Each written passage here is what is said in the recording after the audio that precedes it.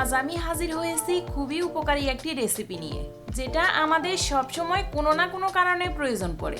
চা অথবা বিভিন্ন মিষ্টি ডেজার্ট তৈরিতে কনডেন্স মিল্কটা অনেক বেশি দরকার হয়। প্রয়োজনীয় এই কনডেন্স মিল্কটা স্বাস্থ্যসম্মতভাবে ঘরেই বানিয়ে নেব, তাও আবার হুবহু দোকানের মতো করে।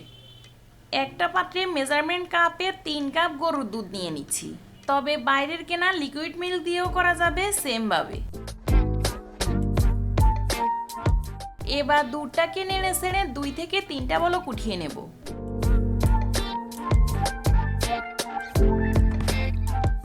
এখন আমি ওই কাপ মেপেই 1 কাপ চিনি দিয়ে দেব। কনডেন্স মিল্ক তৈরির ক্ষেত্রে এই 3:1 মেজারমেন্টটা কিন্তু ঠিক রাখতে হবে। কাপ কিংবা বাটি যেটা দিয়েই মাপুন না কেন, 3 কাপ দুধ নিলে ওই কাপেরই 1 কাপ চিনি নিতে হবে। চিনি দেওয়ার পরে চিনিটা গলে গিয়ে দুধটা এরকম পাতলা হয়ে আসবে। এগুলোকে নাড়তে থাকতে হবে, আর নাড়তে নাড়তে দুধটাকে ঘন করে নিতে হবে। থেমে থেমে জাল করলে কিন্তু উপর থেকে সর পড়ে যাবে, আর কনডেন্স মিল্কে একটা এবড়ো খেবড়ো টেক্সচার চলে আসবে।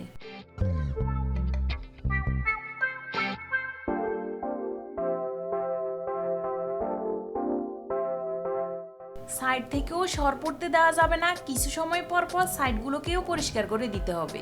আরও কিছু সময় জাল করার পরে এগুলো অনেক ঘন আর আঠালো হয়ে আসবে।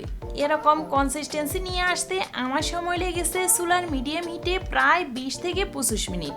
এটা হয়েছে কিনা এটা বোঝার আরেকটা উপায় আছে। চামচের মাঝখানে আঙ্গুল দিয়ে এরকম করলে যদি দেখেন যে একটা ক্লিন লাইন তৈরি হয়েছে, তাহলেই বুঝবেন জাল করা হয়ে গেছে। এবার চুলাটা বন্ধ করে দিয়ে দুধটা গরম থাকা অবস্থাতেই 1/4 চা চামচ বেকিং সোডা অ্যাড করে দিচ্ছি।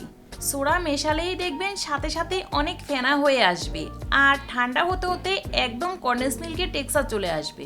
এই সোডা দেওয়ার কারণেই কিন্তু কনডেন্স মিল্কটা অনেক প্লাপি আর সিল্কি হবে, একদম দোকানের কনডেন্স মিল্কের মতো। যদি বেকিং সোডাটা হাতের কাছে না থাকে, চামচের পিঠ দিয়ে 15 থেকে 20 মিনিটের মতো ফেটিয়ে নেবেন, তাতেও অনেকটা কাজ হবে। এখন এগুলো সম্পূর্ণ ঠান্ডা করে নিয়ে ফিরে আসছি। দেখে নিশ্চয়ই বুঝতে পারবেন এগুলোকে ঠিক দোকানের কেনা কনডেন্স মিল্কের মতো মনে হচ্ছে। আশা করি রেসিপিটি অনেকের কাজে আসবে। ভিডিওটি ভালো লাগলে লাইক দেবেন, আরও নতুন নতুন রেসিপি পেতে চ্যানেলটি সাবস্ক্রাইব করে রাখবেন।